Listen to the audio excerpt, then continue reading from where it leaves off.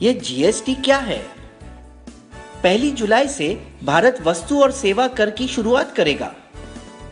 पहले यदि आप विनिर्माता थे तो आपसे एक कर वसूला जाता था जिसे उत्पाद शुल्क या एक्साइज कहते थे। वस्तुओं को मुंबई जैसे बड़े शहरों में बेचना है, प्रवेश कर ऑक्ट्रॉय चुकाइए। अपनी दुकान से माल बेच रहे हैं, बिक्री कर।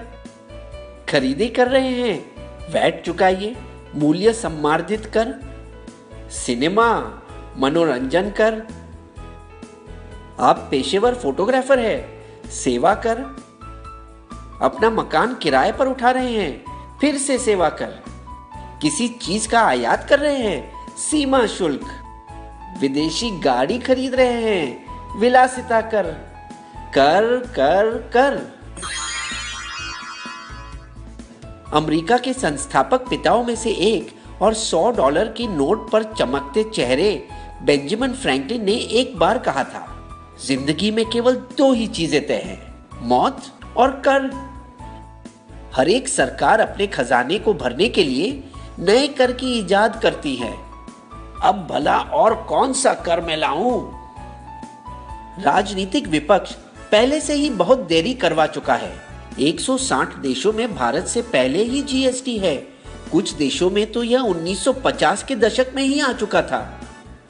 तो क्या हमें चिंता करनी चाहिए कि इसकी वजह से हमें ज्यादा कर अदा करने होंगे, या हमें खुशी होनी चाहिए कि कर कम होंगे?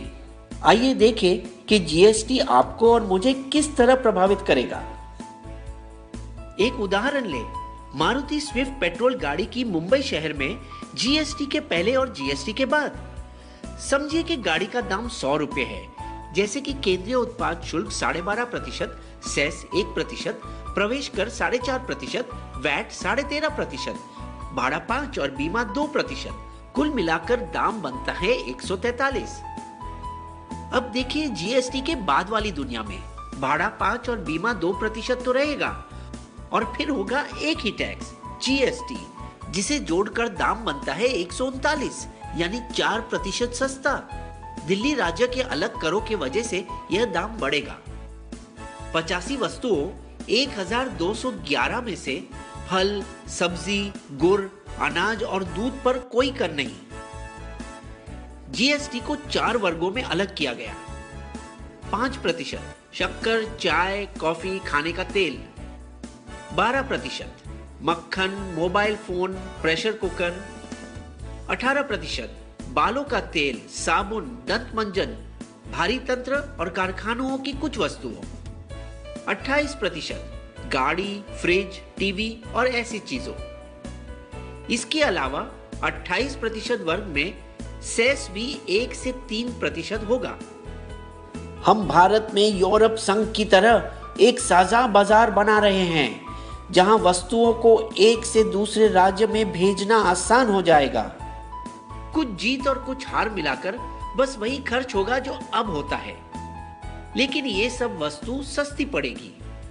दंत मंजन, बालों का तेल और शैम्पू, गाड़ियां, बैटरी, फिल्मों और हवाई जहाजों के टिकटें, और कुछ जो महंगी होगी, TV, fridge, AC, laptop, Ayurvedic औषधों, पेंट्स और आपका मोबाइल बिल। लेकिन सरकार को कुछ मुश्किल बातों का सामना करना पड़ा। पैराशूट बालों में लगाने का तेल है या खाना पकाने का? यदि ये खाना पकाने का तेल है तो इसे अनिवार्य वस्तु माना जाएगा और इस पर कम कर होगा 5%। विक्स की गोली दवाई है या मिठाई? किटकैट बिस्किट है या चॉकलेट? दवाई और बिस्किट पर कम कर लगेगा। तो आप पूछना चाहेंगे कि सरकार इतनी भली कब से हो गई जो कर घटा रही है? लेकिन वास्तव में सरकार और ज्यादा मालामाल होगी।